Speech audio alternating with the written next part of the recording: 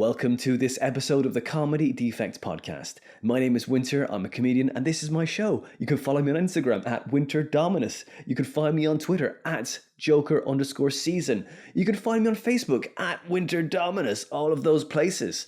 Little funny videos and stuff is on my Facebook, Twitter, all those places. Go follow me on Twitter. I've got not many followers because I deleted my account because I took all the jokes off, rewrote them, and then started up a new account, which I'm not sure if it was a good idea now, but let's see. Follow me there.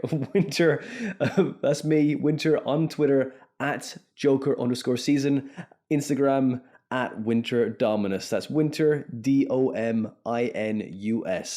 Now, I hope everyone's well. I know we're looking at another lockdown at the moment. Fined £10,000 for leaving the house.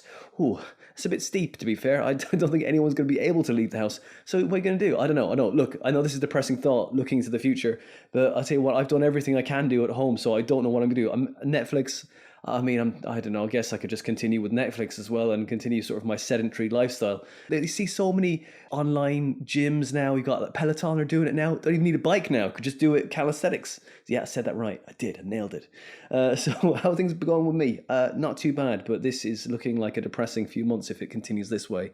I was supposed to go to New York in November to do some gigs, and unfortunately I had to cancel that, and I'm hoping to get my money back for the flight because I didn't want to go over there and wait for 2 weeks in quarantine because I'd have to travel there, wait 2 weeks for quarantine, then I could go out, and then when I come back I have to wait another 2 weeks, and that in between that would have been 2 weeks holiday. So that's 6 weeks. I can't take 6 weeks off.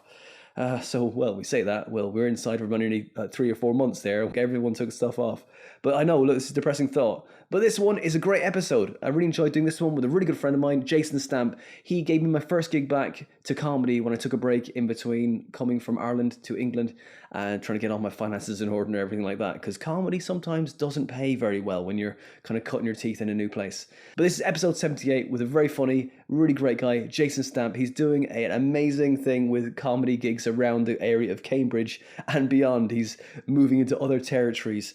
In Big Deal Comedy, he's even created his own hashtag The Takeover. So go check him out. He's on Cambridge Radio as well. That's Jason Stampe, Big Deal Comedy. And this is episode 78 with this great guy.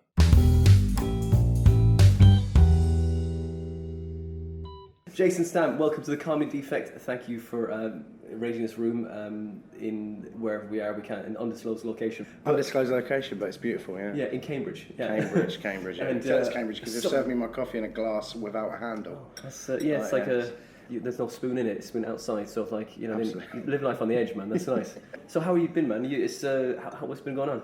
Been good, mate. Yeah, been busy. Like everybody, just everyday hustle, just trying to fill the diary up and keep turning up and hope people ask me to come back. Not any more complicated than that, really, is it? You telling me before you did the Cambridge Fringe down here? Yeah, it's venue as well, isn't it? No, I was at the Portland over the road. I can say that because we're not there. It's funny. I was at the Portland Arms, which was nice. That's so it was 4 venues. That was the bigger one, which is nice. I think you've said you've played that room, so it's a lovely little room, isn't it? So. It was second year of doing the Cambridge Fringe. It was busy again, sold out again. So yeah, just a lovely day. Everybody just came to watch comedy. I think most of the shows were sort of pretty well attended. So there's that really dodgy step in that venue, isn't there? On the where the green room is, you go. Yeah. There's a you go in there, it goes.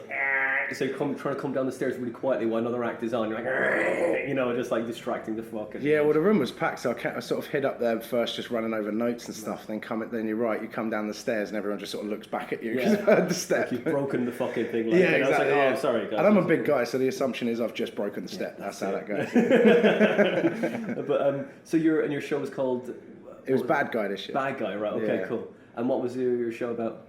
Basically, it's the last year, and a lot changed in my life. I kind of quit the day job, came out of a relationship, so I just sort of rushed in an early midlife crisis, really. So I kind of got to the stage where I was just doing whatever I wanted to do. So I'd sort of tell stories to people and stuff, and they'd be like, you didn't actually say that. And I suppose from a comedy point of view, I just switched off that little thing that says don't say that out loud, because I thought, I might get 5 minutes out of this, and it doesn't matter if I upset anyone. So, totally. That was basically exactly. Yeah, whereas when you've got a day job and people are relying on you and stuff, you've got to be careful what you say and what you post and all that. Whereas now I don't have to worry about any of that. So it's been brilliant. Just liberating, like. Very much so. And you can talk about, I never talked about the day job when I had a day job because you just never know, bringing a company into disrepute and all that kind of stuff. Oh, right. What was your day job then? I was a retail manager for probably the last 10 years-ish, something like that. Yeah, and just what retail company?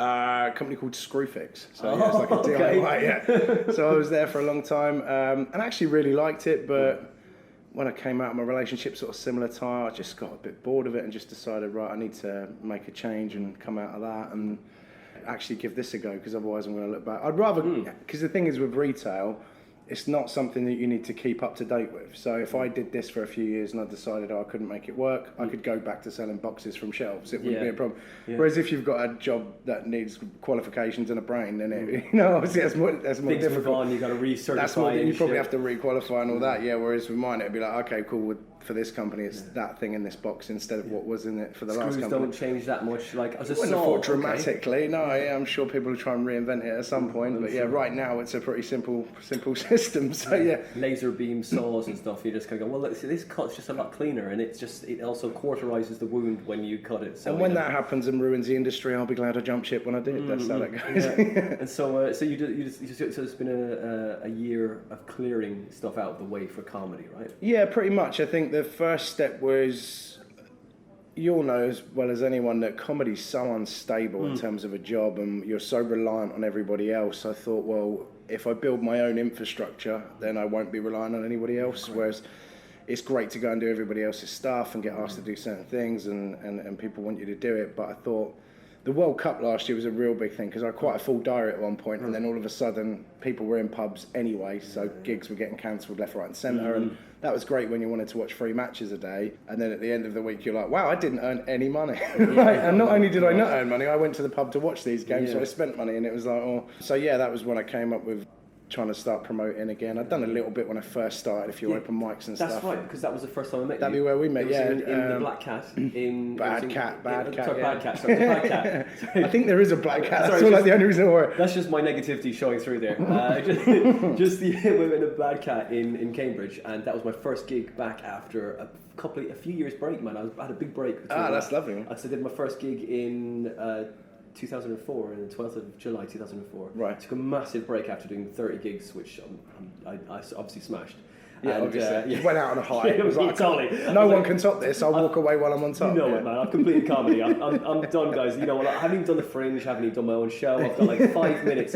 Still no one can pronounce my name. I'm out of it. Exactly. So I've got my name. I haven't let go of that. It's just, so that was the first gig back, man. I was like, right, okay, I'm going to go back in, because this is the right place to do it, because you can get better so much quicker here. Yeah. And when we first met, and it was in the back of the Bad Cat. Yeah. There, and it was that was a lovely little gig. I used to love those. Man. But I mean, I think that's where it became really addictive, because I did one open mic in London, and then the arrogance of someone who thinks they can do comedy. I died on my ass in London. On the train back was like, we should just run our own, because then it's not 30 quid every time I want to go and do a gig. We can just set our own up. So that's where Bad Cat was born. It was me and a couple of mates just dicking around on stage, really. Got a load of people down. I remember the first ever one was actually at the Portland, when they used to have this old room. It was before they had it all modified. It was this old room, and it literally had egg boxes on the wall. It was grotty as anything, but it was brilliant for comedy. It was so small and compact. The first night there, we'd only been to one comedy gig ever between the three of us. So when it came to running an open mic, we just took everything that we'd heard at this gig. It was a pay to play, names out of a hat, and it was just everything wrong with what an open mic is, as I later found out. But I remember on the first night, one act turned up, and because I'd never been on Facebook or anything before starting comedy, I was like, right, I better do that now, because we've got to meet people. Thought we'd have loads of people coming, didn't know the Facebook thing was if you get 100 people saying yes, that means one person's coming. Yeah. We had one act turn up, charged this bemused looking act £4 to get in. It was quite a packed room, to be fair, because it was just drummed up all mates and family and all that kind of stuff as you do. And then at about 8:15, when he was still the only comedian there, we were like, here's your £4 back. Please just perform until we tell you to come off. Whereas when he'd got there, we were like, just do 5 minutes, don't make us give you a light. We were really cocky about it. Then after no one was there, we were like, just keep talking. Opening and closing. Yeah, if you could just keep talking, that would be amazing. Like, yeah, if you see me looking at you funny, then just keep going. It's absolutely fine until 10, and then we're all out of it. It's cool. I don't know if you ever met him, a guy called Marvin Tillman. Marvin Tillman. No, name rings a bell. Yeah, actually. He was about for a long time. He's off running a pub somewhere now, so I don't think he kind of gets involved anymore. But he was brilliant, just this massive bundle of energy and loud and American, and he killed it. So at the end, like everyone that had come was coming over going, "Oh, that's really good." Right. He's going to be back next month, though, right? And we're like, "Yeah, he definitely is now." Right. And it sort of built from there, and you just sort of fall in love with it, like, you know. And I think I wasn't really writing much material. I think it was just getting used to being on stage and stuff. I mean, both of my mates, I'd say, were much better writers than me, but just didn't really have the bottle or the desire to stay on stage and keep making it easier for themselves. So, and that's how it came. And then we ended up at the venue you did at over the other side of Cambridge, and yeah, it was just lovely. Just a little community built, and I still see people now that are running bits around Cambridge, and a lot of them did their first gigs for me, and it was like that's a really cool thing because we didn't have a clue what we were doing. We just gave people a place to go, and that was it really. So yeah, you got quite a big network of clubs around here as well. You have like used to have Commoners. Commoners are still Dribs and Drabs now. Ali was running a regular thing which we've taken over because she sort of just similar to when I stopped back. She wants to go off and write more, and she did a show at the Fringe this year.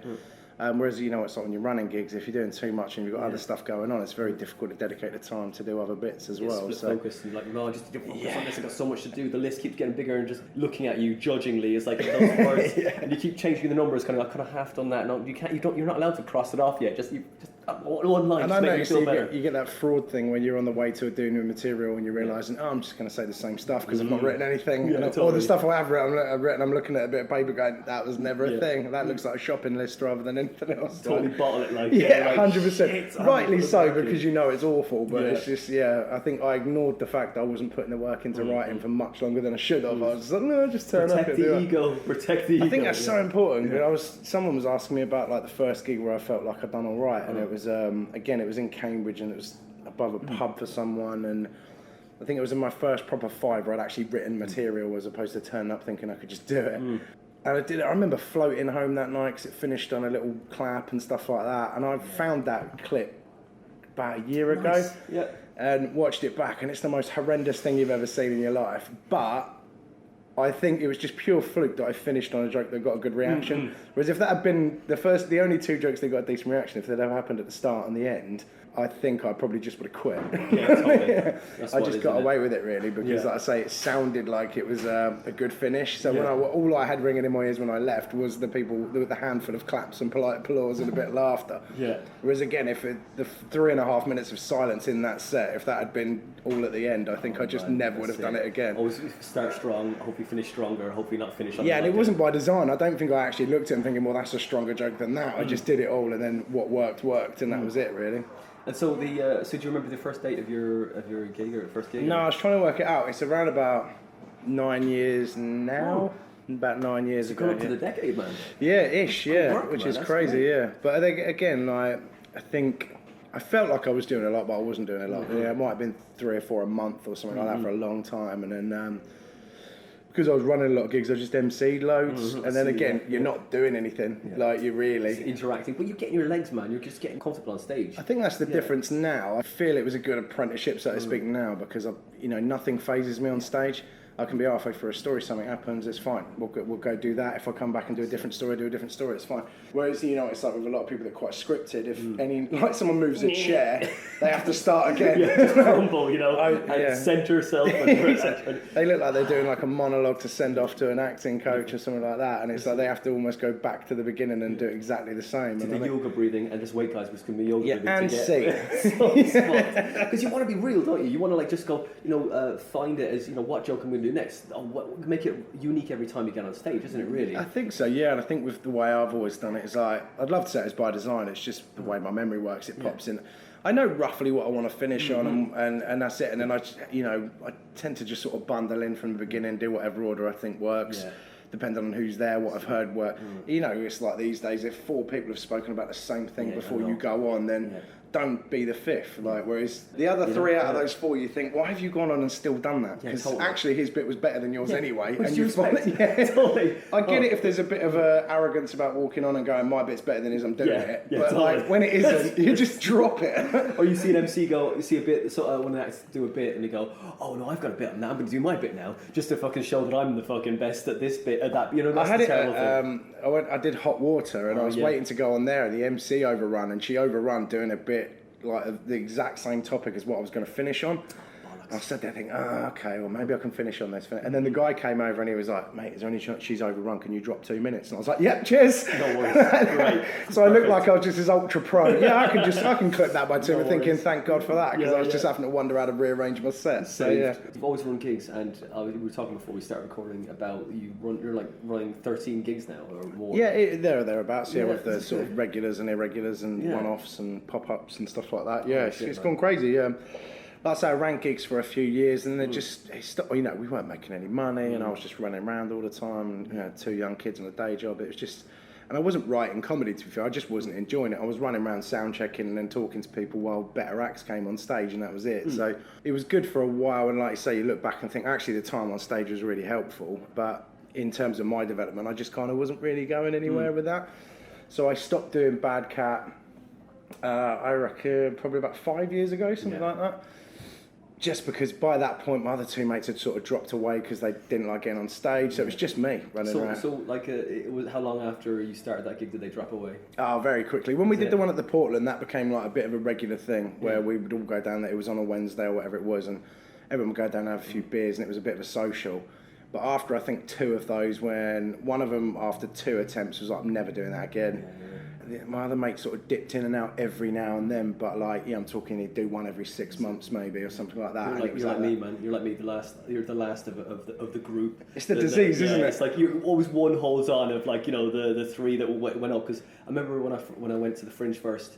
I did my first show in the old Jekyll and Hyde, but had the nice room at the back. Yeah, that's amazing. And that was like, just such a lovely room. The time we had was like 11:45 in the morning. And like, mate, the best time. And so, but it was such a nice room, and like we got one night we got 2 Norwegian girls in, and they didn't get any of our reference. I mean, like, but by the way, before we got up there, Albie Flowers. You remember Albie Flowers? He was around for a bit, and then before we got up there, his name was on the flyer and his face. He quit comedy, and so that was great. That was one. That was an omen. It normally takes an Edinburgh run to weed a lot out, isn't it? Before I was like, shit, man. And I was like, so that was great. And then finally, me and Nick Root. Had to do half an hour each, right? Yeah. And I was like, man, so I was emceeing the fuck out of it, like And I was like, okay, here we go. Right, just stopwatch. You're right. Oh, I'm 14 minutes in. I can tell a joke now. That's it. Like 29 minutes of like crowd work with one person. And so so we're doing that, man. And like, and then after that run, Nick Root quit comedy as well. So like, I'm the same as you, the last of the dying breed. Or we're the jinx. Like, we're the ones where they're like, they see, well, I'm never going to hit the heights of that. So I think the thing is, in my case, and particularly like one of my mates, I said to him recently, I said, he's such a better writer than me at the time. Just didn't have the nerve to be on stage. But it's funny how it goes full circle, because I can see a little bit of regret now from him in particular. He's thinking, maybe I could have carried on with that. I did a gig a couple of years ago near where he lived, and it was sort of about Peterborough way, and it was I can't remember if it was a charity thing. It was a couple hundred people in this thing. Really, really nice. So I was only doing a middle, so obviously you've got a great MC, great opener, so you're gonna have a nice night. If you don't go in and balls it up, you're gonna have a nice night. That's it. But obviously at that, it looks like it's effortless, but it's actually everyone else has just done a brilliant job. So you walk in, ride that wave, and you come off, and people are going, "That was really good. That was really good." And I just remember my mate coming over. He goes, "Oh, I missed this." I was like, "Mate, fuck you. You never did this. Yeah. You did 12 people at the Portland. I've been driving around from Aylesbury at 1 o'clock in the morning on a Tuesday before going to work. I've done this you for weren't there, man. Yeah, exactly. It's like that, and you get a little bit like, don't be dismissive of what this is. The miles, the hours, and the sacrifices we made just to be able to speak for 10 minutes in front of strangers. That's it, man. Like, it's not the same thing. No, not at all, man. When you ramped up to doing comedy, did you have a background in drama as well, or like you? No, not really. I think I was just a bit of a knobhead, really. I was just a bolshy knobhead in the pub. Like, I was the guy who probably would tell the stories and think I was funny and get a reaction. Because it wasn't actually me that suggested. It was one of my mates who we all started together. He said to me one day, like, "Have you ever thought about doing it?" And I was like, "Well, no, not really. Like, I hadn't watched a lot of it." And then he was like, "Yeah, straight on the internet. Let's go to London Tuesday. There's an open mic. Let's go do it. Let's go see what it's about." And that was it. I did it once, died on my ass, came off stage 20 minutes later. I was like, right, I want to do that again. And that's as simple as, really. So fair play, you died on your ass the first time. That's horrible, it was horrendous, I was so naive. Like, I went up there thinking, because in a pub, I'd go in there and I'd just quip off things and I'd tell a story and it was funny. Just thought I could do that on stage without any practice or skills. So I went there and I was like, I just remember driving up there and I've told this story loads, but a mate goes, "Oh, tell us one of your jokes." And I was like, "Don't need jokes, mate. And he was like, what do you mean? I was like, just walk in, riff off the crowd like Johnny Vegas, kill it, mate. No We're worries. just going to absolutely smash it. Got there, the lighting was that I'm very conscious, knowing now I would not have had the skill set to do that anyway, but at the time I walked on stage and you couldn't see anyone because of the lights. I reckon for about 3 years after that gig, I had to check the lighting out on the stage before anything. Like, so I'd get to a gig about an hour, 2 hours early, just to kind of just stand there for a second. Yeah. So I knew what I could or couldn't see, and then I could react to it. Yeah, horrendous. I just remember walking off stage, and this guy just slowly patted me on the shoulder. It was the most patronising thing ever. No. Or the old classic. Did you enjoy that? Nobody could even say words to me when I came off. Yeah. I mean, in fairness, I think I made a couple of jokes up about the room because it was really grotty. Got a couple of laughs, said a couple of things that were quite horrendous. Yeah. What was your first joke? Do you remember your first joke? Or? It was along the lines of, because it was in this. Did you ever do the old Lions Den when it was when it was in the King's Cross? Right. So it was like their last ever gig at this venue. Right. So it had been going a couple of years. It seemed like it was a bit of a culty kind of thing. It was quite cliquey. Yeah. We'd just bowled up because it was the first thing that came up on a Google search, and that's how we ended up there. Pay to play as well, wasn't it? Pay to play, yeah, exactly. Names out of a hat, all the things you don't do anywhere else. And then, so we got there, and this pub looked like a riverboat just thrown by the side of the road. It was horrendous. And then it was in this basement, which was painted black. It had this massive painting of like a she-devil with boobs hanging out, and it was crazy. And I just remember saying to my mate, I said, it looks like they're fucking dog fights here on a Tuesday, donkey porn on a Wednesday, blah, blah, blah. Nice. So I did something along those lines. I think I pretended it wasn't my first gig. So I was really into Frankie Ball, so I thought I'd be edgy. Yeah. And I think my first show was, my first gig reminds me of the time I saw a donkey porn show. Right. I said, basically someone was on stage, fuck why nobody laughed. Or something like that. And then I was like, and I got a little bit because I think I just referenced donkey porn on stage, and that was it. And then you walk off and go, why didn't that kill, kind of thing. You do that sometimes, you do that at the beginning. Because it's because you've got those mates. Like, you say it to your mates and they laugh because it's horrendous. And then you go, oh no, you can't say that to strangers. Yeah, that's it. They know you. Yeah, exactly. But you just didn't have that thing. It's like, do you ever do the Preston Frog and Bucket years ago? Yeah. That's it. The same thing. I was like, I remember the Tithe bar on the corner there. Right, yeah. And I was like, and I thought I'd do the same thing as one of just first, like doing a few gigs. Like, I'm doing all right. You know, the open mics in London. Let's go somewhere else and fucking. Yeah, because that's always a brilliant idea, isn't it? So you went up there, and there was it was a gong show, wasn't it? You had John Bishop was on that night as well. Yeah. John Bishop he didn't go on last. He didn't close the gig. He went on the middle. Right. So like it's great. You know, there was Danny Nightingale was emceeing, cracking MC. Yeah, It was wonderful to watch. And then you had like all the other guys, and John Bishop was on. And I was following that after the break, and I was like, "Fuck, man! I'm straight after the break after John was on." And John doesn't have to do anything; he just walks out and just smiles like the Scouse Kevin Bacon. Yeah. And he's just like, you know, he's like, just like and all the girls are like, "We love you, John." I'm like, and then we're next. I'm like, this is fucking brilliant. So I've had a couple like that. Oh, it's a fucker, isn't it? It's like they've already come. They don't want to fucking continue, isn't it? Really? You know, why keep fucking after that? Isn't it? It's just so. They had me afterwards, right? So they've had the dessert, and now they've got the fucking the basket of bread, you know.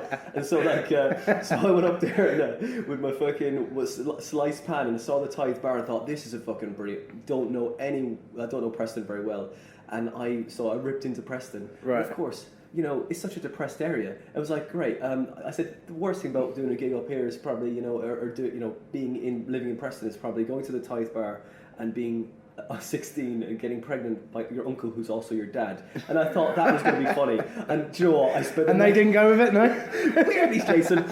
Weirdly, it's Northerners, mate. Yeah, no, but you know, I thought, yeah, come on, this guy, you know, he's obviously not from here, and you know, he's bagging on our town, and also he's calling us all inbred. And you know, it's a strong start. I mean, we had so much, just so many layers to that fuck up. It's a strong start. Yeah. And so I fucked up big time in that. But it was a gong show, wasn't it? So I was like, fuck, I've got to fucking pull this shit out of the fucking fire here. And managed to, and I was like, right, I'm going to speed this shit up. So I was like doing all my jokes, fucking maximum speed. And so they didn't get a chance to gong me the fuck off. You know, I was like, right, here we go. Boom, boom, boom, boom, boom, boom, boom. One guy in the front row saw me just slowing down a little bit. It's like, oh, he's fucking losing it. Yeah, he's coming off the rails. And so I'm like, so then I just had a go at him, because that's what you should do, get the audience on side. Yeah. And then it gave me a little bit of time to remember what the fuck I was going to say next. And then I got to the end though, Jason. I got to the gong fucking shows are horrible. Mate, man. oh, it's horrible. You done King Gong? I've done King Kong a couple times, yeah. I went and did it with a mate a few years ago, and it's just so unnatural as a gig. It's because we turned up there and it was like I was still sort of doing more one-liners at the time, and he went first because he was going. He'd been told like they wanted to book him, but he had to do the gong, so everyone has to jump through this hoop. So he's like, right, I've got to go do it. You know, whether I get through or not. If I do all right, they'll kind of look after him. It was like so. I was like, well, I'll try and get on as well, then we can road trip it, and it'd be funny. Plus, it's one of those things that I can say I've been on the stage even for 8 seconds. It's cool. And we went there, and he went on just before me, and one card went up when he did one bit of material. I can't remember what it was now. So he does, one card goes up, and then just before the end, he gets that person with the card up, like doubled over laughing. He's like, you fucking changed your tune. Taking the roof off. Gets to a point where, because it just feels like a lifetime, doesn't it, that amount of time? For some reason, it's weird. And then all of a sudden, he just goes, that's got to be 5 minutes, isn't it? And then bang, bang, bang, cards went up, Rocky moved, and he was off. And it was like, 4 minutes 52. And it was like, shit. And I went straight on after. So I did what you did. I had what I think written down, I reckon that would have been 10 minutes worth of one-liners. I just machine gunned them. So no one had a chance to realise they didn't like it or they did or whatever. No cards went up, got through, beat the gong, like bang, and then I ended up winning it. And then, Nice. But the mad thing about it is like, I'm in the car with my mate on the way back who was so much further ahead than me at the time. If we'd have walked in that night and they were like, someone's dropped out, we need someone to do a 20, I would have just pointed at him. I wouldn't have even had the audacity. I'd just be like, it's got to be him. But it's such a weird thing of gone, because how you get a spot from it when they're like, well, I've got no idea what you're actually like as a comedian, because that's just surviving. It's like, you can be the calmest man in the world, but like, let's just throw you down a well, see how you cope about getting out. Do you know what I mean? No one's going to be that calm. Yeah, man. So you got through the first time?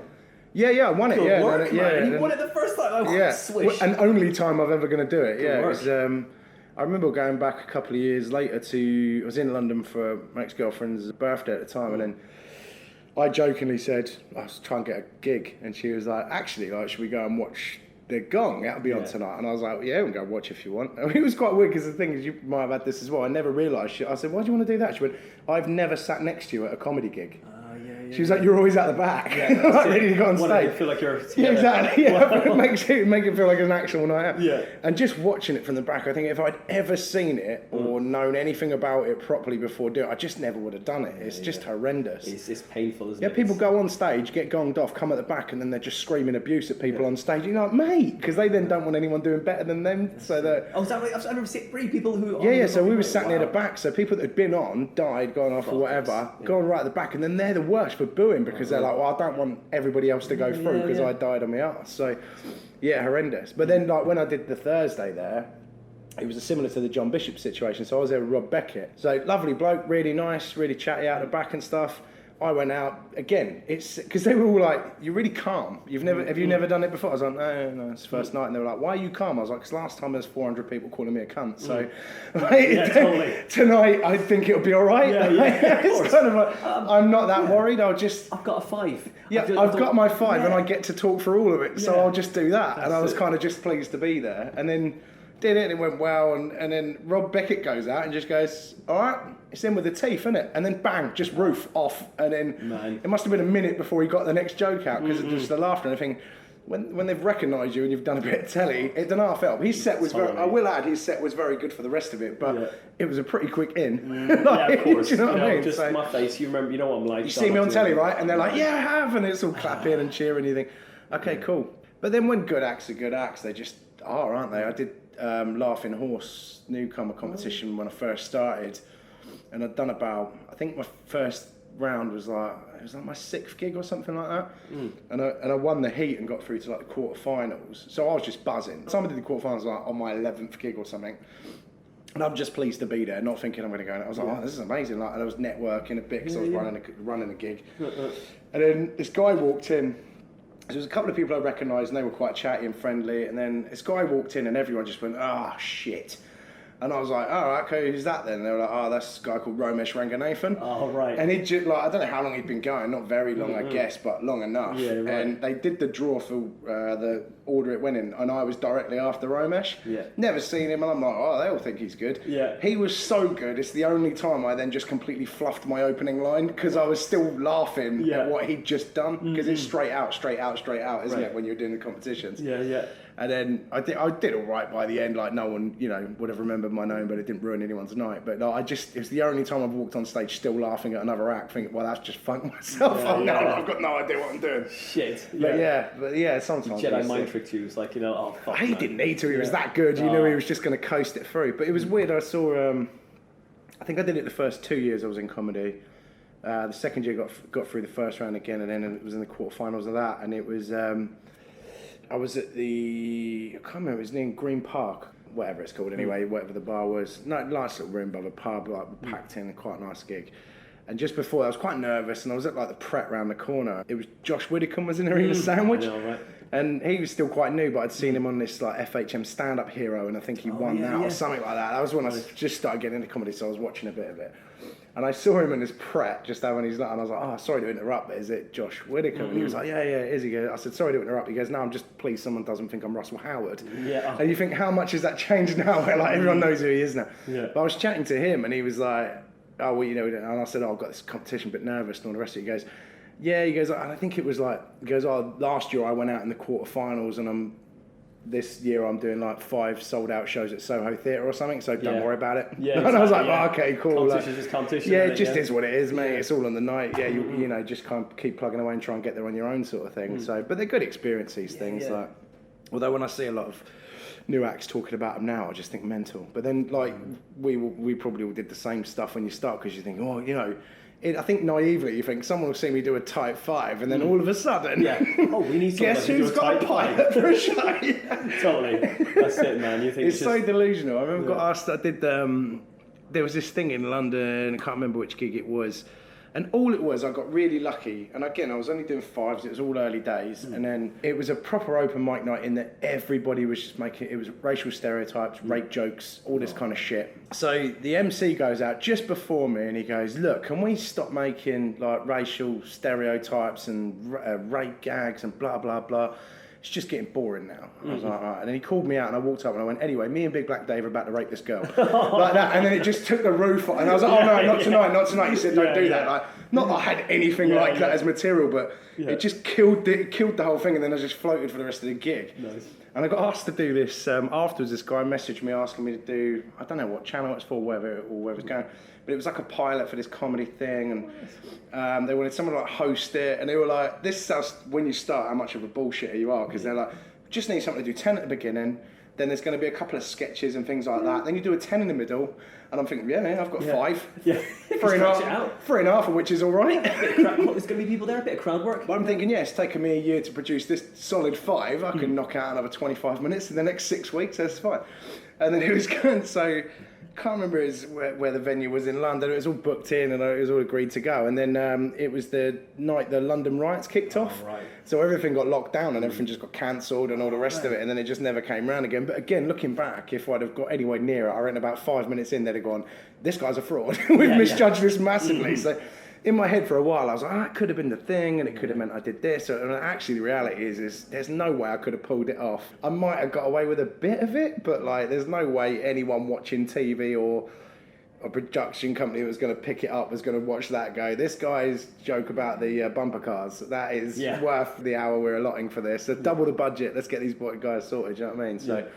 But these things come around or they don't. That's true. Yeah, that's it. There'll be more opportunities, isn't it? You're just going to keep plugging away, man. I think so. Yeah, I think it just, comedy is just a temptation. You just say yes to everything. I've always been like, if it sounds like a good laugh, then I'm in. Like as simple as, it's just sort of do it. So do you act as well to kind of like balance the gigging and the everything else, or just sort of relying on the venues at the moment? It's something I want to get into. I did a little, just only a small part in like a student film, like a short movie sort of last summer, and I quite enjoyed being around that.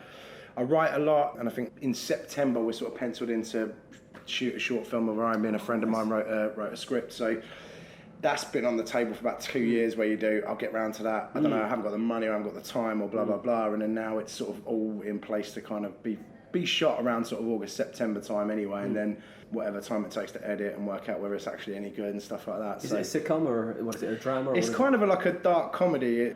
I just think like the things that I find funny on TV or the things I enjoy, whatever the things that sort of hook me in on more than one level, like it's, you know, like the IT crowd or whatever, things that are just gag. I can watch those things, but they're not the things I kind of get a bit misty-eyed about, if you know what I mean. Like I love The Office and things like that, whereas there's more layers to it than just the obvious. And pathos in it as well. yeah, and like Afterlife, the latest thing from Ricky Gervais on net, I thought that was brilliant. Obviously, that's quite the opposite end of the, you know, from a sitcom in terms of the grief and all the rest of it. But so yeah, with the dark comedy, I'd been writing it for a while anyway. I mean, originally it was going to be. It's all got to the point where you're thinking this could be a full-length film, but I left it for a few months, then went back to it and read it again. And you think. There's a lot of stuff there that we were just on a bit of a tangent where we thought that was funny, but I'm not sure it fits in, or it might be a thing. Yeah, you know, you'll look back at anything you've written and go, that might work with something else, but it doesn't quite work with this. Now I'm looking at it, so I think what we do is rather than do a really weak hour-and-a-half film, we'll do a fairly solid sort of 15 to 20 minute. But that's all right. You like it. Short film. That's your pilot, isn't it? And yeah, I think we just learn from it as well. I think I want to find out, you know, where we can act and it's any good. I'm really interested in all the editing and the shooting and all that kind of stuff. So yeah, just putting it together would be fun. And I think again, just at a stage where I'm like, why not? Do you know what I mean? Just let's try something, and if it doesn't work, it doesn't work. Same as stand-up, you know. Everyone says, well, stand-up's easy to do. It's not really, because you spend years, you spend a fortune on fuel, drive, this, that and the other, take a day off for this, go for it. So it's just... Hold on to the joy all the time as well. You're like exhausted, and like depression can seep in easily. Yeah, it seems like a big thing to do a film, and everyone says it's like, oh God, that's going to be like... big pressure or whatever. It's not, because I've written the film I want to watch. Yeah. If 99 out of 100 people say it's shit, but like, fair play, mate, but I didn't write it for you. So in the end, but like even the stand-up is for you as well, isn't it? Really, I mean, definitely now. Yeah, it's funny. It's like, I mean, you've got to shape it to make it really funny, but it's coming from your own voice, isn't it? I think so now. Like I think. Yeah, I've taken stand-up probably only really seriously the last maybe year and a half, so where I just was like, right, this is what I'm going to do now. I want to tell stories, I want to do this stuff, and I've been sort of more storytelling the last few years, but then I was quite maybe a bit arrogant about the fact, I heard on a podcast, it might have been Gary Delaney on ComCom or whatever, and he was saying, you know, 3 times a week and you'll get better, 2 you'll stay, saying 1 you'll go back. With MC, I was kind of always all right. Like I could have 6 weeks off, go to a gig and be fine, and then go, oh, there's no truth to that. But actually, with your writing and your perform, I think MCing is quite a bit of a, it's a bit of a false economy, because you go, oh, I smashed it last night. It's because you had a bit of a gift in the front row, or this happened, and it's to create that on stage as an actual act doing a 20, you know, and stuff like that is a very different thing. But it's so easy to kind of kid yourself for a long time going, oh, no, it'll be fine. I don't have to do this, I don't have to do that. Whereas if I notice, like, the thing I'm not struggling with, but the thing I have to be a bit more mindful of now is, because I MC a lot, and then I might be doing an opening 20 or I might close 20. I've been doing a lot of new material nights the last 6 months when I was writing the show, so that means, you know, people let me in for 10, 20, or someone's giving me 40 just to mess around and stuff. So my timing's all over the shop when it comes to when I've been doing sets. So when I know I've got a opening 20 or closing coming up, I'm like, right, I need to go and just do a gig just to get some sort of pace and timing back. Because stop looking at the audience, stop talking to the audience. Exactly, and forget about that as well, because it's so easy to just go off and go, fucking shiny thing, oh brilliant. Yeah, and that's exactly what it's like. You feel the pain, but totally. Yeah, and you're thinking, and then you see the MC go, you should have done that. Yeah, exactly. That was a fucking perfect moment there, and you're you're not there. You're in somewhere else. You're like, oh man. There was one on Friday. Dave Ward, do you know Dave? Yeah, Dave, brilliant, brilliant act, great MC. He was opening, and he asked when we went in. There was a very, very shy woman who, by this point, there's only seats at the front, and she sort of said, I just don't want to sit there. And so I said, look, I won't talk to you. Made a joke. I was like, look, if I say anything to you and you think I'm mean, I'll buy you a drink. You know, it's cool, right? Did that. She sat down with this with a male friend of hers, and then Dave goes on, completely forgets about this conversation. Yeah. You're right, mate. What do you do? And the guy just goes, I'm full-time schizophrenic. Right. Exactly, and that was Dave's reaction, because he was 2 minutes in. It's a warm room. He's just like a sociable guy, please. Exactly. So, but he handled it like, and that was the difference between, I think, someone who knows how to MC and someone who just opens as well, because he knew he couldn't just steamroller into the next gag, and he couldn't really go into the guy, because that's a massive thing. That's still the best line I've ever heard. Winning that quickly of a gig. And so he sort of fluffed around it a little bit and just sort of let the tension move out of the room, and then just carried on, and it was like it never happened, and it was brilliant.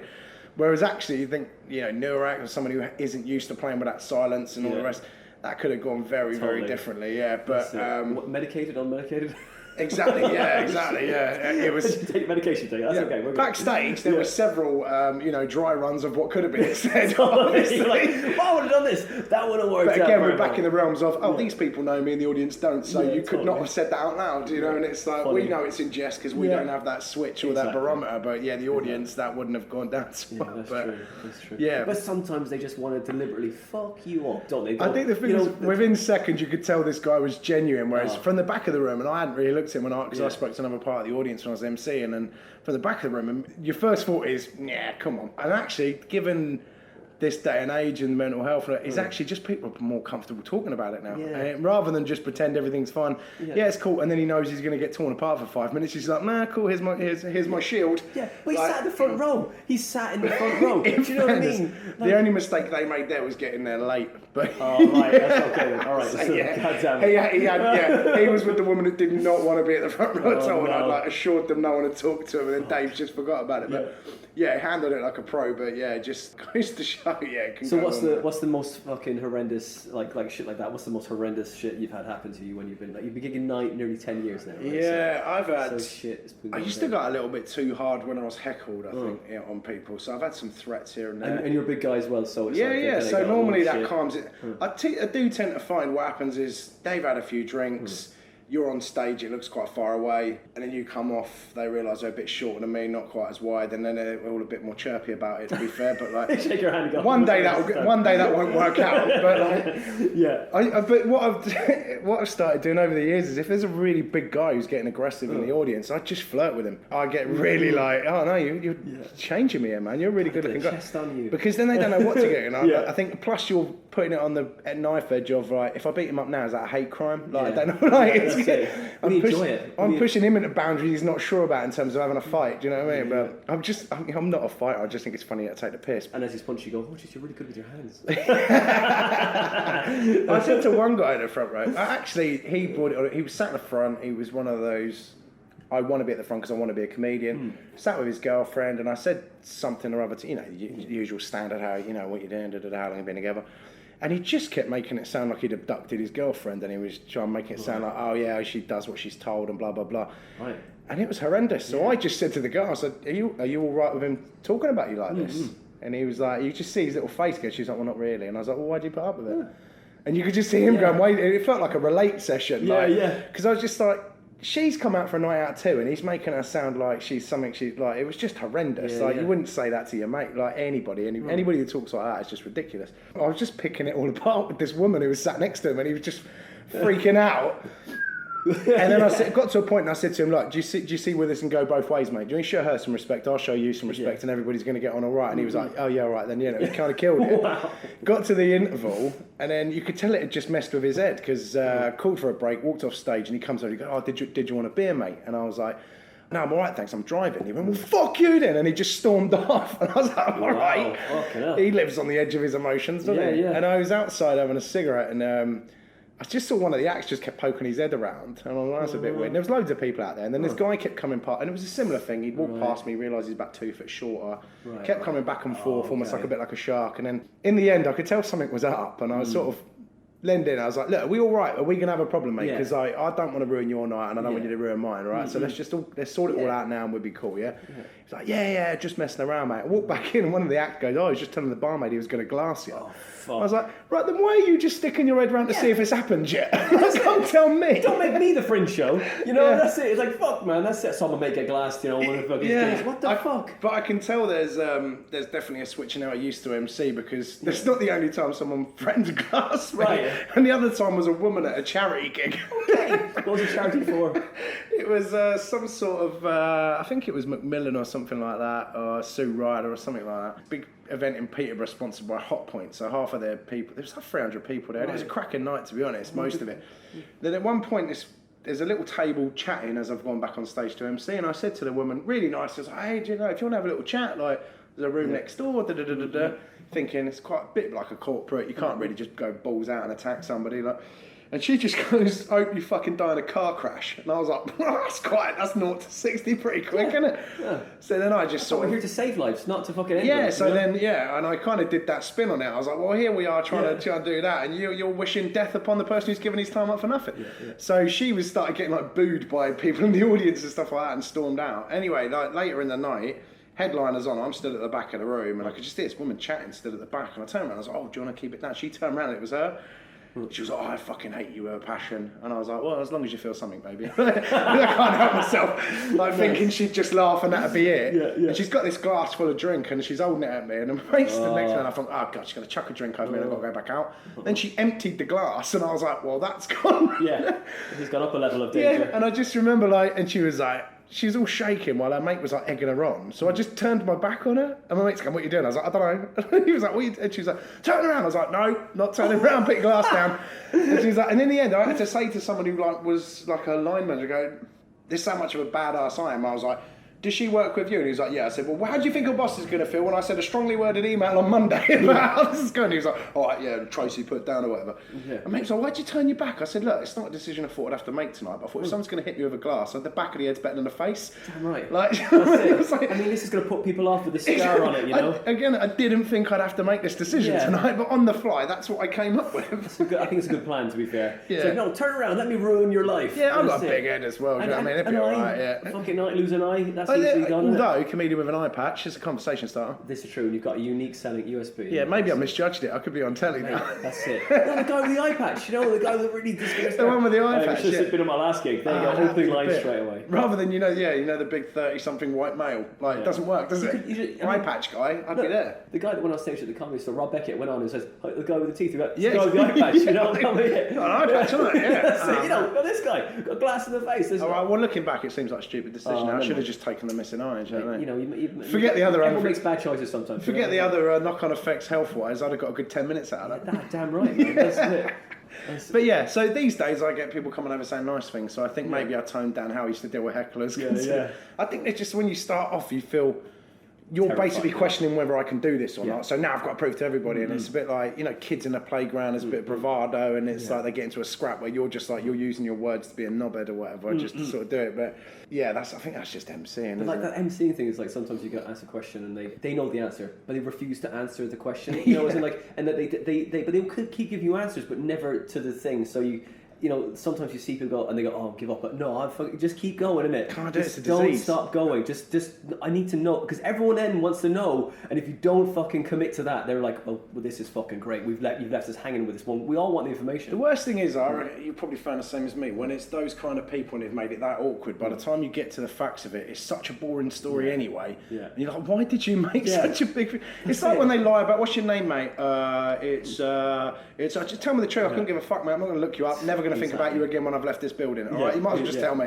I don't care. That is it. You're not going to remember my name and I'm on stage, so it doesn't matter. Okay, right. You got your greatest hits MCing moments. You know, you're like, "Fuck, I made that," and it just became this thing. And I was like, "Holy fuck! I pulled out this." It's usually a pun, isn't it? You pull out on whatever it is. You go, "Oh," you pull it in. You go, "Oh, boom!" And then again, they go, "Yes!" And it looks like you're a wizard. Totally, exactly. What was one of those? You know, it's for real. You know, it didn't just pull it from the back of your head. I reckon I've had a couple of this. I used to do this bit when I asked people about what their worst dates were. So one of them, which she took the roof off of this story, to be fair, I didn't have to do anything. It was just beautiful. So she just was like, covered her face, didn't want to tell the story, and her mate goes, "It's amazing." So at the break, her mate comes over and she goes, "I've got to tell you." I said, would you come and just do it on stage? She's like, "Yeah, I'll come tell the story." Get her on stage, she tells the story. So this girl meets up with this guy. It's horrendous. They go on a date. So they're all a few drinks, they're at a restaurant, it's all getting a little bit flirty, they get a bit like, asking cheeky questions. And the guy goes to her, "Oh, well, do you spit or swallow?" Which I think is a brave question on a first date. Well, that's a... But, he's setting his his stall out, And she just goes, "Oh, no, I don't do that. I've got a real sensitive gag reflex." And apparently he just got up and walked out and just never came back. Didn't pay for the meal, anything. And I was like, well... And all I said at the time was, I said, "And you say guys give you mixed signals." He's been pretty clear there. Like, I don't agree with it, but that's his thing. I respect his honesty, to be fair. You know, that's it. And the other thing was, the other time I did that, this woman said she'd gone on a blind date with someone who'd neglected to mention that he had brain damage because he'd driven his car off a cliff. So everyone just went silent at this point. Was he picking her up? He was on the way home from the gig. So she's meant to, so apparently he neglected me. He had brain damage because he'd previously driven his car off a cliff. Okay. And everyone just went silent, and I just went, to be fair, love, he might have forgotten. That's fair, isn't it? You know? Let's give him, and that got a reaction. But sometimes, you know what, it's like, in the moment, these things are great. I had a nice one, like last week in Peterborough, where, again, it just always seems hack when you say it back. When you're in the moment. No, but it's like that. I had one in Kent the other day, and it was just like, you know, you have like that moment of when someone's giving you bullshit. Like saying, you know, go, oh, what do you do? I'm a mole exterminator. Right. I'm, okay. And she's woman was a mole exterminator. Okay. And it's like, how do you? And she's giving me bullshit just because she see me fuck about and have fun with the rest. It's like, okay, well, I'm really fucking hobble this now. and so I was like, okay, you're a mole exterminator. That's fine. Okay. And then how do you catch the moles? You know, because I want to fucking see how much bullshit she can give me because I'm fucking ready. And I was like, right. So it's just I sing to them. I was like, you know, so what kind of stuff are moles into then? And I was like, you know, as you're doing it, you're like, your mind's going, I've got to come with something. You can't do this as long as I can. Let's keep going. This is the third question before I've gotten a laugh, but this has to fucking work. And I was like, and then as soon as I asked the question before she could answer, I went, Mole Town? You know, I was like, yes. I was like, fuck yeah. And I was like, you know, yeah, come on, you're welcome, everybody. You know, that was it. It was one of those moments like, fuck yeah, fun. I had it last week where it was in Peterborough, and I asked the guy on the front row what he did, and he was like, I work at the passport office. It's in Peterborough, so that's obviously the only job he's going to have anyway. That's just how it works. And then later on I said, oh, who's got kids? And the same guy goes, yeah, as well as the rest of Peterborough, because it's Peterborough. And I said, oh, how old are your kids? And he went, I haven't got kids. I went, you just said yes. I said, or is this one of those you're like, I said, we need to check your fucking basement. Because you went, yeah, oh no, I haven't. Everyone was laughing. I went, he's not finished their passports yet. Yeah, and then obviously, and then that killed it. Like, nice. Because obviously you're in that moment. When you're in that little pocket, that's what people don't understand about MCing. I see, I've got a bit of a bugbear about MCing at the moment with newer acts going, oh, I'm MCing that gig. It's like, no, you're not. You're doing 5 minutes at the start. You're not MCing. It's not the same thing. And it's like, oh, they're just doing material. They're not they talking, go just because they're the first person to pick a mic up. They think they're MCing. I'm like, okay, well now your audience think that's what MCing is, but it isn't. And the same with, obviously everyone's got the same stock lines, and to a degree to get to a point, and then we all take it off in a different direction. So I don't agree that it's hack to go, oh, what'd you do? Where'd you come? Because I'm trying to get you somewhere, and these are the questions I'm going to ask you to get there, right? I'm not taking ammunition is what I'm getting. Exactly. So if I MC one show and you do the next night, we're going to take it in different directions. We might ask the same questions just to get it off the ground. But these newer acts, they're coming like, oh yeah, he's a really good MC. And he's not. Just the first person to pick the mic up. It's not the same thing. And the second person who's opening has to do 2 fucking jobs. And that's it. I did a gig. I won't say who it was for because I did a gig not that long ago, and it's a guy. He's obviously a comedy enthusiast, runs some nice little venues, but we've all had those ones where he's going to MC it, quote unquote, and then he walks up, says 2 things, and then introduces you. So now, you know, like at this point, he's left a drunk wandering around the middle of this pub on a Saturday night who's just all over the place. So the first 5 minutes of my set, I'm dealing with this guy. So as nicely as possible, he ends up feeling a bit silly, blah, blah, blah, audience are laughing, and then the landlord asks this guy to leave. Don't get me wrong, I get the impression at 9 o'clock every night, that's the time they ask him to leave, because he just lives there. So did all that, carried on, good show, everyone like, turned it all around, went back to normal material and all the rest of it. So it wasn't dark or anything like that, it wasn't horrible to him, I just kind of stayed on it until he knew it was dealt with. I left him a couple of times and he piped up again. I was like, right, we're going to keep doing this until you know who's going to win. So once it was all over, carried on doing a set and all the rest of it. Later on, another one of the acts goes, oh, I just speak to that promoter yesterday, he reckons you're a bit of a cunt. And I was like, what? He goes, you were a bit of a cunt to that guy. I was like, he didn't do his job. Like, I said, I'm not the cunt there. You've paid me to do one job, and I've had to do 2 jobs because you didn't do yours. Yeah, I've got to settle them, haven't you? Exactly, yeah. You can't just bowl out. And the whole thing was a clusterfuck. It's one of those classic gigs where it's a radio mic keeps cutting out. It's the way they're sat's weird. And actually, lovely, lovely people in the audience for the most part, but it was just the odds are against you, so you really had to kind of battle it. But was there a light there? No, there's no proper light. Oh man, it's the trifecta of bullshit. Even with where the stage was, the acts are sat on a table 2 feet to the side of the stage. Great. That's so everyone's just staring. Miserable. And one of them's like a ventriloquist, so she's sat there as puppet in the corner, and everyone's going. So you're on stage. From you, like. Yeah, you're on stage, and everyone's sort of looking, going, "What's going on there?" It's not her fault. It's just where we've been put. But that's the thing is, the MC is the fucking person that settles them, makes everyone trust the night. The opener has to do well as well, but they want to just settle everyone, so they're just ready for comedy, isn't it? And you have to have a light to make it feel like a show. isn't it? There needs to be They need to know what's different, and I think the thing is, like, you'll know opening and MC, and I've MC'd at times where you've not kind of got the energy, quite the energy you wanted before you brought the first act out. And then it's like, I would never have the audacity afterwards to go, well, that first 3 minutes was ropey, because it's like, they did what they had to do to get over what you've left them with. Then other times you've brought them on, it's easy for them, like. And then there's the other thing with MCing is, like, the guys that, they forget that it's not about them when they're MCing. Because like, right, you do your 15, do your opening 15, or you do your 15 to start us off. If it gets a big laugh at 14 and a half, don't go into another bit. Just bring the act out. That's your one job. But you know, when they're standing there and it's like, I want to take another bit, I'm going to take another bit, I'm going to take another bit, and you're 25 minutes in, just get them on. Just get them on, mate. Because I know you haven't got anything else for the other sections, but you just spent your load, mate. There's other acts got to come out tonight, but my real bugbear is newer acts going, I'll MC that, and then just doing what they think is their set and calling it MC, and it's like, there is a different skill to it than going out and just doing 5 minutes of material. And again, there was times when I first started, that's what I did when I MC'd. I went out and tried to do a set, and you get the appropriate response. It didn't go well. You don't want it from you. They want you to just, what's happening? It doesn't work, And they need to know it's different. And actually, like, I think, you know, the old cliche of an MC thing is when you come off and they go, you should have a go at comedy. Oh yeah, totally. And actually, I was saying recently that that used to really annoy me, but now I just think it's actually a bit of a compliment that it looked that effortless. You're invisible, which is good. You've made the night smooth. You should be invisible. You're right. From the weekend, we had a couple of comments. It's again weird. I felt I had a better gig on Friday than I did Saturday, but we had some nice comments on Friday. But then Saturday, there was two things saying. One of them described me as the guy hosting deserves his own thing, which is my favourite. The introducer. Oh, right. The introducer definitely deserves his own shade. Call me savvy audience. I like that. The introducer. The introducer. Yeah, I'm going to ask the new show. The fluffer. Is that the right word? Jason Stampe, the fluffer. Introducer. Yeah. So like you've done two shows. You've done Bad Guy. And then you did the Defamation of Mr. Stampe. Jason Stampe. Right. Okay. Which was your favourite? Were they only two shows you've done so far? The first hour show I did was funnily now it's called Kind of a Big Deal, and that was at the Brighton Fringe when I was a few years in. That was still when I was doing one-liners, so that was more, I just wanted to go, can I talk for an hour? So there was no thing with it. That's why it was. Well, originally it was supposed to be a two-hander, so we were doing 30. Classic, and then someone dropped out like a week before, and I had an hour to do. So I was like, well, that's going to be 40 at a push, 50 maybe.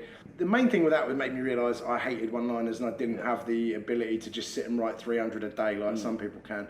And actually, like, the things that made my mates laugh, and when I'd start was I'd tell them about what had happened, but then I'd go on stage and do it, and somehow I'd stripped away anything that was funny about that story. Like, so it took me a long time. So the first show of me sort of telling stories was the Defamation of Mr. Stampe, and I really enjoyed that. But there was kind of bits in there. There was probably a bit more cliche sort of Edinburgh show type of thing. Not that I went to Edinburgh, but in that it had there was a bit of an arc, and there was a low point. There was this, and I think you're learning, isn't it? You're just learning to feel it out. I was learning how to perform really, and for me it was a writing task. That was when I just got back into like, right, I need to write. I need to really produce now.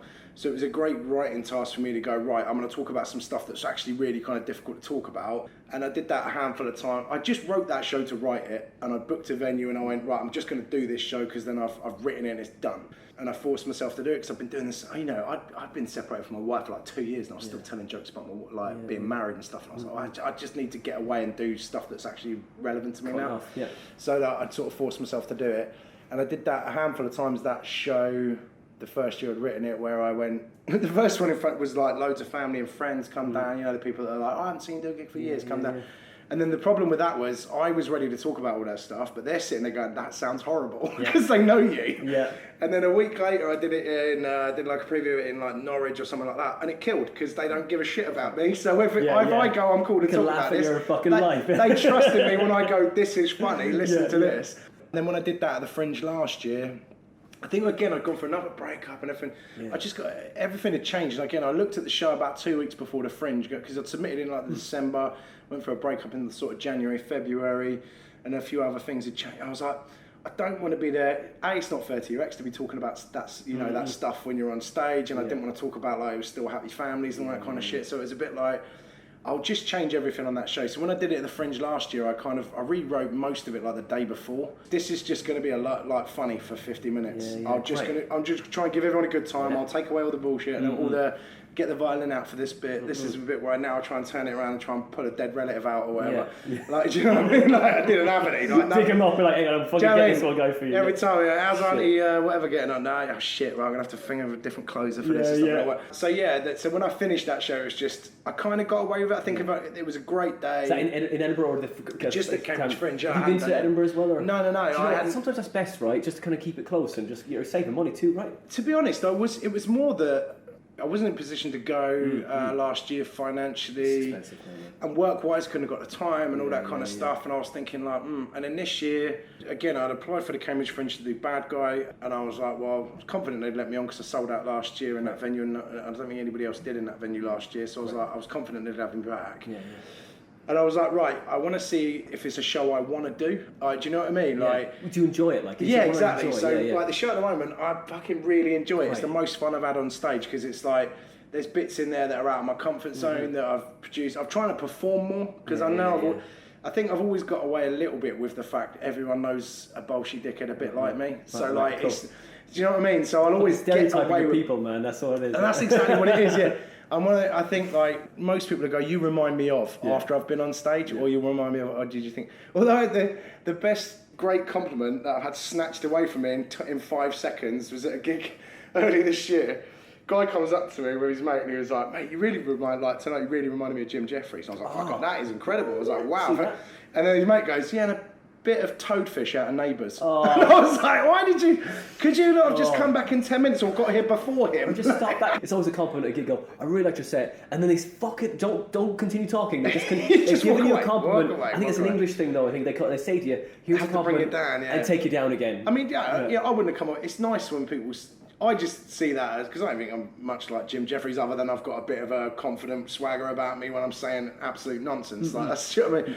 I think it's that thing where you're just like, yeah, don't do it. Like I think you said once as well that Louis, you reminded him of Louis C.K. or something said that to me as well before. Right, okay. A bit of but no, I'm not saying that you do that. Yeah. Okay, just for the record, Jason doesn't do that at gigs. He has never asked me to do any of that thing and left the door open. Shall I put my trousers back on? No, is that what please do. I'm getting negative vibes about this. It's starting to get very distracting. No, I've got to admit, when I got to the venue and the woman was like, do you need anything from me? I said, the guy's bringing the stuff, I just said I'd hire a room. Do you need a pant pot in the corner? And she just looked at me and I was like, it sounds way dodgier than it is. Yeah. Like, I just need a quiet room with a man I barely know. It's very well lit. It's very well lit here, and there are windows and no black windows here. You did that, and like you did the show. You know, you rewrote it the night before, right? Yeah. I get that as well. I mean, when you do that show, it's like you and all those stuff are like, fuck, mate. It's like cramming for an exam. Yeah. And you're like, all this. I want to make this the funnest show it can be, and then you're like, oh man, I want because you want to do a show that you want to go see.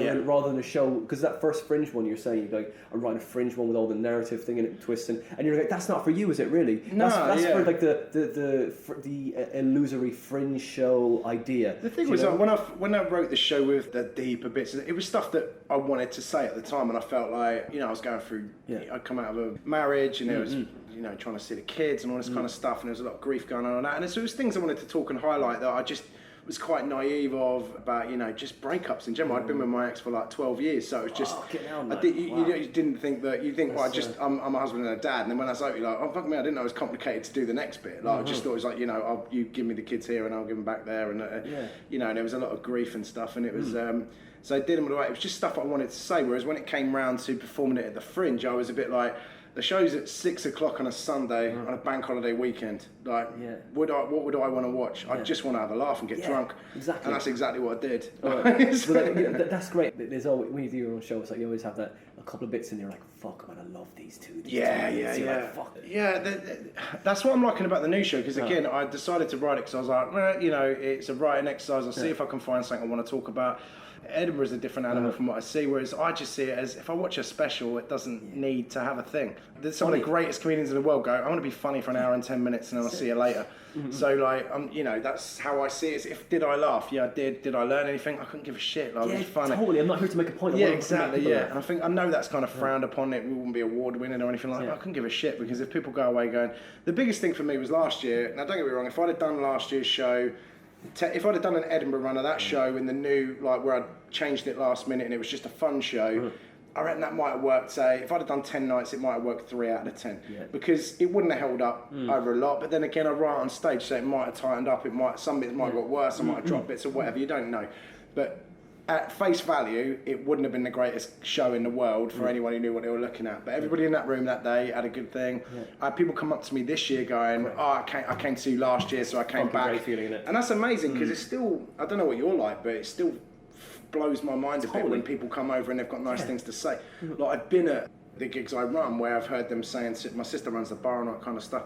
I've heard them at the bar going, when's Jason on? Is he in tonight? Like, and a lot of those people came back. So it's a bit of a way of monitoring it. We run the bar at a lot of our gigs. Yeah. We did these big deal poker chips. So when my show sold out this year at Portland, we put a poker chip on every chair for everybody. So what we said was, any big deal gig you come to with that chip will get you a free drink. So say thank you for coming. So it's a bit of a way of monitoring how many people have been to gigs and all the rest of it. Yeah.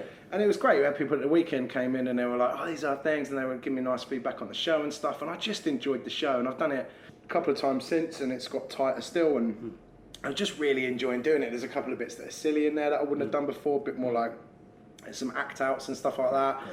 You know, even little things that I would just always talk through a bit, whereas now I might change my voice for a bit, or I'll do this, or a bit of actually there's a bit of stagecraft in there that I'm trying now, whereas there's one bit in there which is silly. It's not really got a lot of dialogue, it's just me acting something out. And it's one of those things where I thought of it on the day of the Fringe, and I thought, I'll try it because everyone's here and they're having a good time. And it killed, and I've done it ever since, probably 4 or 5 times since, and it shouldn't work, but it does. And it's one of those things really like, love it. And again, writing stuff out, you couldn't write what that is out on paper and it worked. But sometimes you take a chance and it works, doesn't it? And that's the And so you got that bad guy, are you taking it anywhere this year? Or no, I think what I'll do is I'm going to keep tweaking away. I might change bits here and there, and then I think now I'm enjoying it. I think that thing is I've got that bit where I've caught up with, I'm the closest I've ever been to me on stage, so now I can just kind of do things. I can think of something on the way to a gig or something that happened the day before, and then it can be in the show that night or on stage, and it kind of works, and I'll just tweak things. So yeah, it's quite exciting to do. So I think what I'll do is, I'm in Edinburgh just for a week, which is just going up with some friends, and then if I can kind of blag a room and maybe do it a couple of nights maybe, and if not, I think I'm going to have a full run at everything next year, I think. Right, whereas do a full run at Edinburgh next year? I think full run at Edinburgh would probably just, because I've been X amount of times, and when you go earlier in the run, everyone's buzzing. I went the last week of a run once, and everyone looked like they were about to throw themselves off a bridge. Yeah. So I'm like, maybe I think like that's a bit much. So maybe 2 weeks, I think.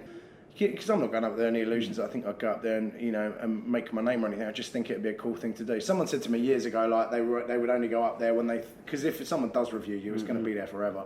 I was just decided I only go up there with something that I can stand by. So if I got reviewed and it's 2 stars, it wasn't my thing. Oh, cool, but I love it, so I'll see you later. Like, I'm not giving for.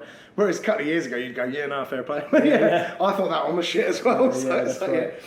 Steve Day, he said the best thing you should do is do 10 days. That's enough. And then I think that's to me, that in my head that sounds perfect because you can still be enthusiastic about the whole thing, but at that point, whereas a month anywhere is a long time. Exactly. And I just think, you'll know the same as me. There's plenty of people I know that went up there really promising comedians and just basically never came back. Yeah, exactly, yeah. And then they quit, and you think, wow. And it's just they put themselves under so much pressure. Yeah. Personally and financially to just go, I'm going to do this. Destroys lives, man. Destroys lives. Yeah, you can see why when people take a health warning. But then you also see dozens of them where you think, why are you doing this? Yeah, you're not even 5.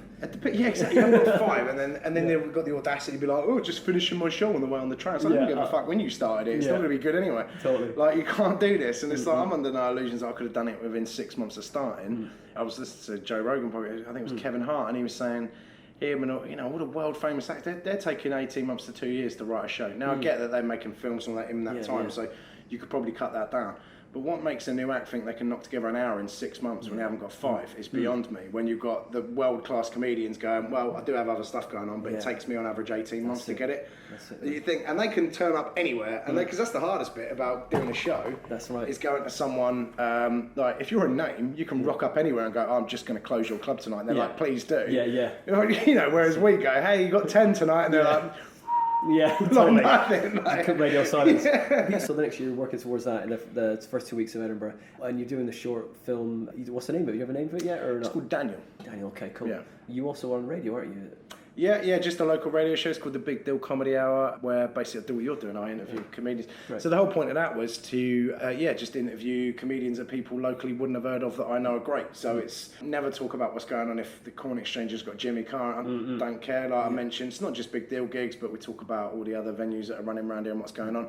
And the other thing as well is, I've thrown it out there that anybody who wants to start comedy, message me, I'll give you an open spot somewhere. Great. I'll get you on a new act, new material. Because, a lot of people are frustrated comedians that just don't know where to start. And I'd have been the same if my mate hadn't just gone, I'll sort it out, let's do this. You don't know the route, do you? That's it. Exactly, yeah. And I was talking to someone on Saturday at a gig.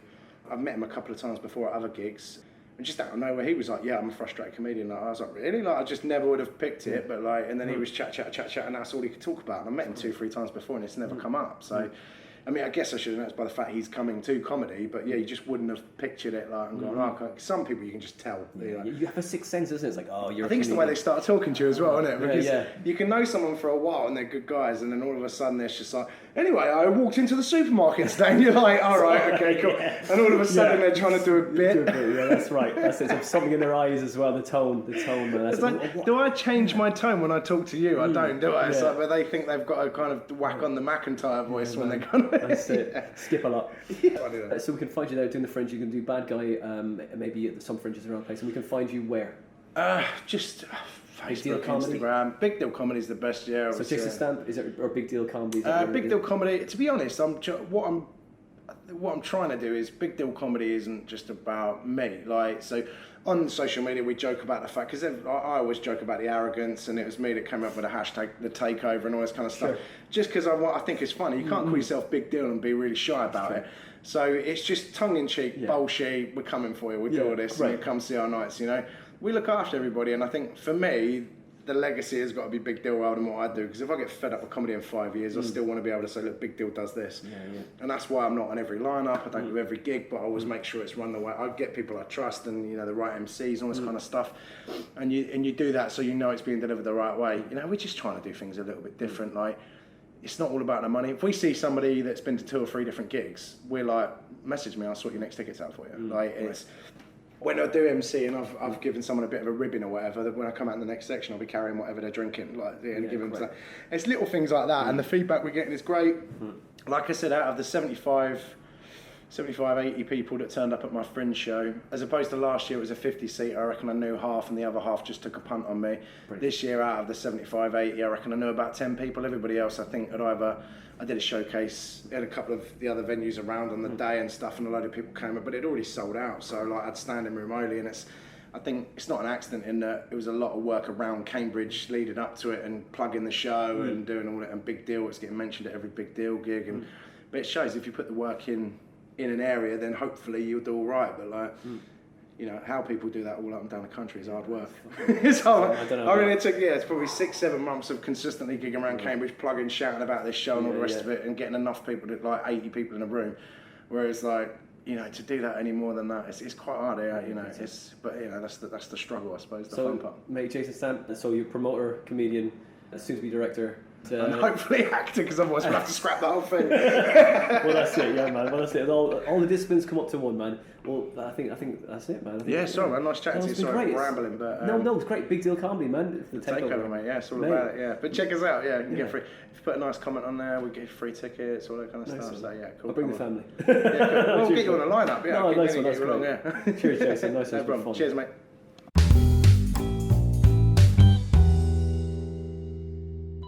And that was episode 78 with the very funny Jason Stampe. I hope you enjoyed that one, guys. If you did, share it, tell your friends.